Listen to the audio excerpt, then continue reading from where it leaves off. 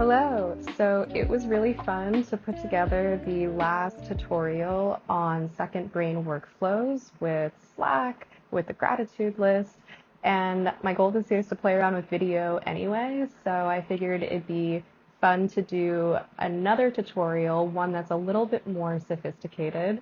I'm gonna give it a try quickly in the evening. We'll see how it goes. But this one would be on iMessage, which is something I've always really enjoyed, and it has historically been a bit of a challenge to productize. And now we can do it in less than 30 minutes, which is really cool. So I've kind of gone out ahead and have already integrated this within my own Second Brain product suite. But for our tutorial today, for the MVP, we'll have our initial setup, and then we'll take a break, go get some tea. It's going to take Opus maybe like 10 minutes to work through everything and set up the foundation. We'll add relevant nvars integrations, so Slack, Supabase, and any dev keys for OpenAI or Anthropic. Importantly, if you are new to vibe coding and not technical, go check out the first Second Brain tutorial I put together, which details, hopefully in an accessible way, how you would set up an agent on Slack and how you would hook in Supabase. I'm just going to assume that you know that and it's set up. And then we'll vibe check that the Electron app has synced iMessages and the embeddings. And then we'll test out having the agent respond in a Slack channel and use RAG to answer our questions. So that is where it'll run a semantic search over the embeddings and use that as context to answer our questions. And then we'll look through any optimizations. So why is this cool?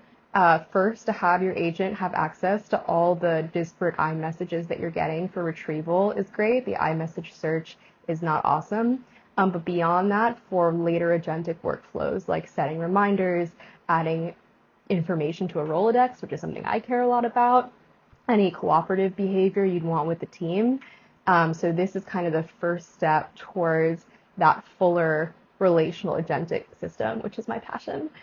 And then I already have some gotchas listed here. So to get started, we will open up Cursor. So I have nothing here. This is a blank directory.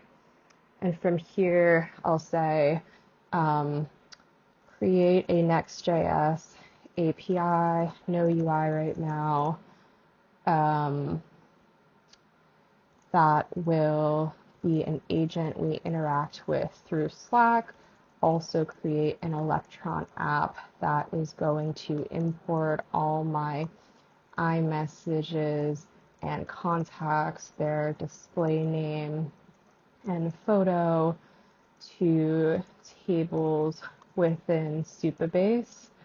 That sync should run historically and then every 30 seconds while the Electron app is up locally.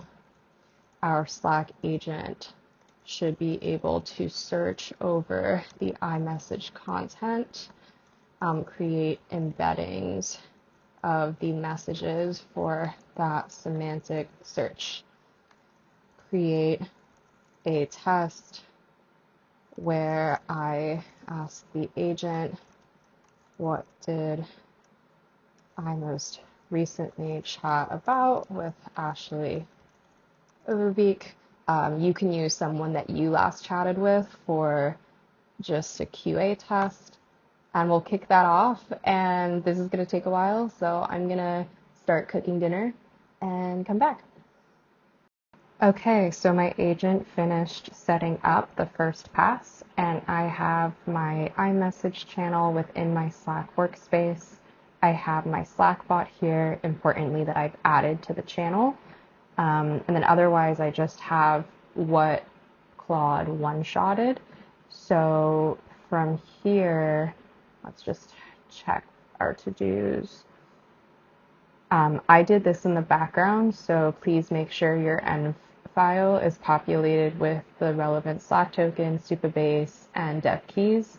And first, we're gonna check Supabase for our iMessages and embeddings. So we'll start by asking it, did the historical sync for iMessage plus embeddings run on my text messages.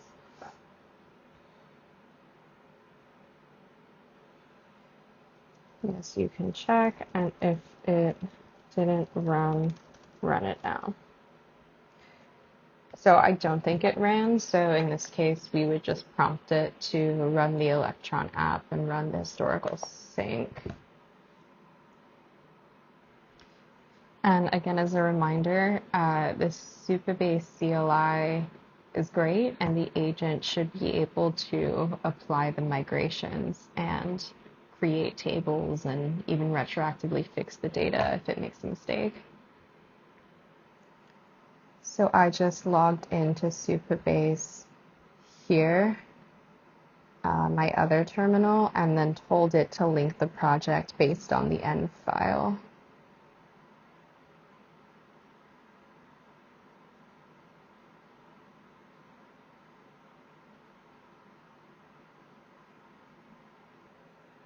Great, so it looks like it found some text messages and it's syncing.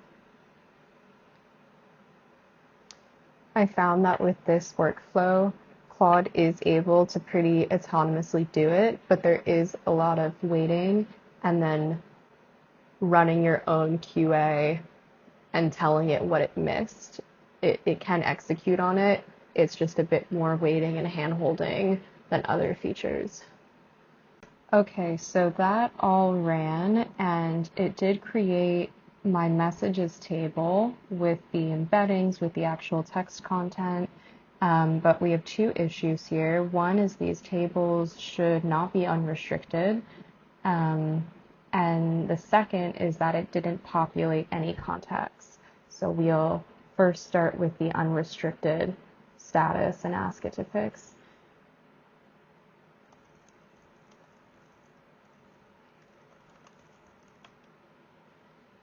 There, it looks like these were fixed.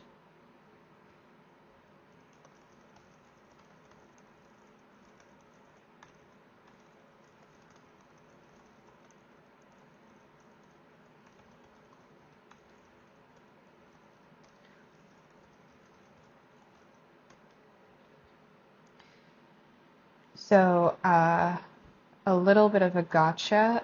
The Apple contacts, display names, and images internally are stored in their separate database. And the reason this is hard to put into an Electron app that is then deployed to users is the location tends to change across Mac OS updates. Like, you certainly can. You just need to be vigilant on the different permutations across updates. Okay, great. It looks like contacts here were synced, not yet with the photo URL, so we'll try prompting it again. Although not everyone has a photo URL, but some of these folks should.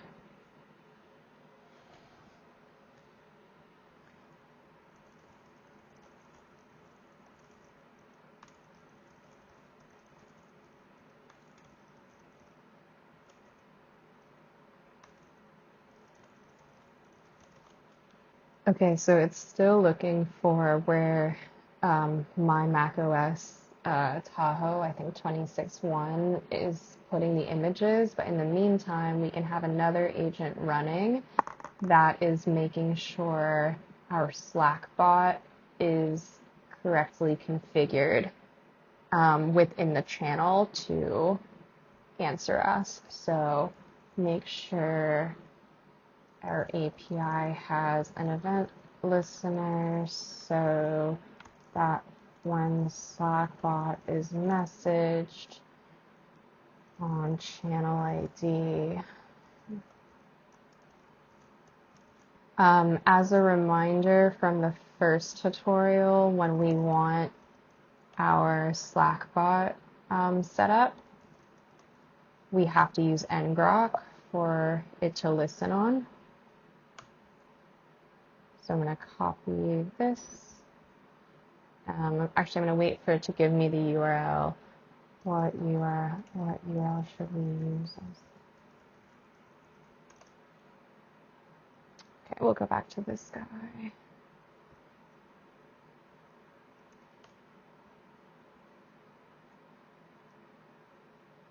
API Slack.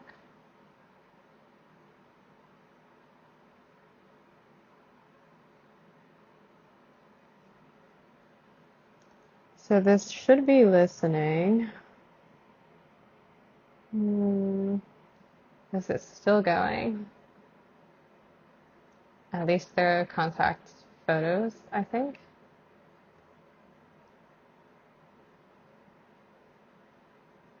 Oh, yes. Okay, we do have photos. I don't know who this is. Let's see. Yes, okay. This is correct. It took me a second to remember who that was. Okay, so yes, it finally got photos. And now we need to get our hello world response. Yay! Okay, we got it. We got it as a reply. Now we're going to do our standard add standard Slackbot behavior where when it sees the message, it has a thinking cloud emoji, and when it responds, it removes that emoji. Okay, I don't know why this is still going, but at least we do have some photos.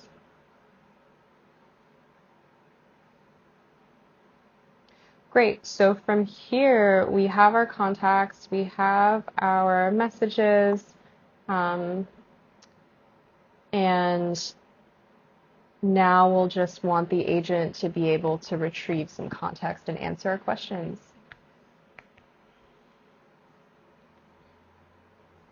Okay, let's check this. Great.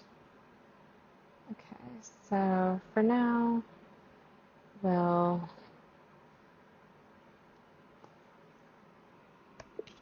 when I message now, instead of writing hello world,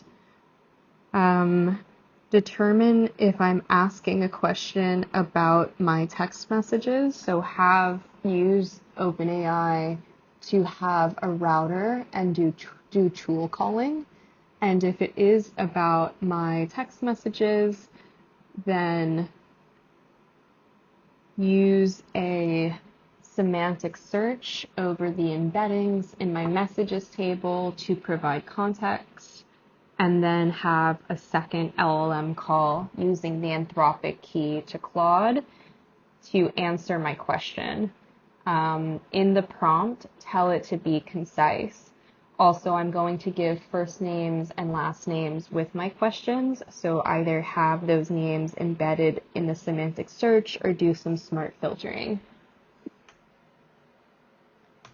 Great, so we're just going to hand this over to Claude as a first pass and see what it does with this, whether it adds the names to the embeddings, or I think it's going to try to do some filtering, maybe around SQL queries for first names or first and last names. We'll see. But all we have to worry about is the QA and testing from our Slack bot. Okay, so my previous video did not have the mic connected, so I'm going to pick up where we left off, which was a lot of massaging with Claude. I didn't go into the code at all. There was just a little bit of a back and forth that you will all probably run into, and it's because the foundation of this was set up in a one-shot way. So mainly the issues I had were my contacts were not correctly linked to the messages. And again, I discovered all of this with my test script. So the test script is the QA, and the test script again is the message, tell me what I last chatted about with my friend. In my case, her name's Ashley Overbeek. And so I went back and forth with it. Claude resynced all my messages, fixed that linking issue. And then there was some issue with my text column versus attributed body column. It reconciled those and ended up pulling more messages. So maybe for 40 minutes, it pulled the full suite of messages, which was 38,000, I think. And once it got all of those messages, I was able to rerun the script. And then the last issue I ran into was it was in the semantic search, just pulling the text messages in the incorrect order. So I had it pull from most recent and so on. And then, yeah, the test script passed and my Slack bot is all set up. So I'll just ask it again. What did I last chat about with Ashley Overbeek?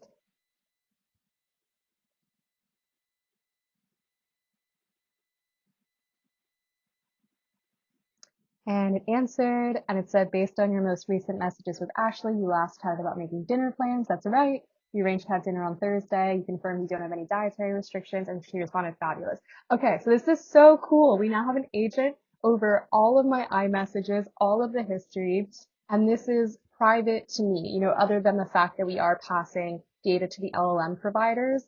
I own my text messages. I own the embeddings around that. I'm not sharing it with an application middleman. So if I was part of doing this within my company, there wouldn't have to be a compliance review towards the external party because this is now just local to my computer. Um, Obviously, you'd want Electron more formally deployed, but you could run this in a hacky way by just having the Electron app that we set up run locally. And then when the computer comes on, it's just going to sync from that point to whatever the gap was, whatever was missed. So it will work. It will allow your agent to retrieve new text messages that are coming in. And I think what's really exciting about this is not only the retrieval layer, but any active recommendations you want to set up. You can imagine setting a cron job where every morning it looks to see any text messages you forgot to follow up on, auto extracts any to-dos from your text messages and just puts them clearly either in Slack or in a UI. Or the workflow extension that I really like is cooperative teams. So if there's someone like the co-founder that you do want parity with across a set of contacts that you both agree on, then if I forgot to answer, but my co-founder did for, a VC or a customer, I'll be still notified that that relationship is being handled by a co-founder. So just kind of that view of intelligence that has a bird's eye view across a cooperative team and it's helping you coordinate, I think is so exciting. Cool. So if you made it to the end, please give me any feedback. Let me know how you did. Again, Claude Opus 4.5 can do this. I didn't touch any code throughout this, but there is some massaging and back and forth. And the key thing is that you are running QA with tests and asking it to run these scripts and you do have priors. Like I knew what I last chatted with Ashley about. So when it initially said, oh, these are the text messages and this is the response, I was like, no, those are old. What's the most recent thing? And realized that the context wasn't being pulled in the right order. So just always have QA that you have priors for, kind of run scripts throughout the vibe coding process. And yeah, let me know what you go on to create with this. I find it so exciting. So thank you for listening.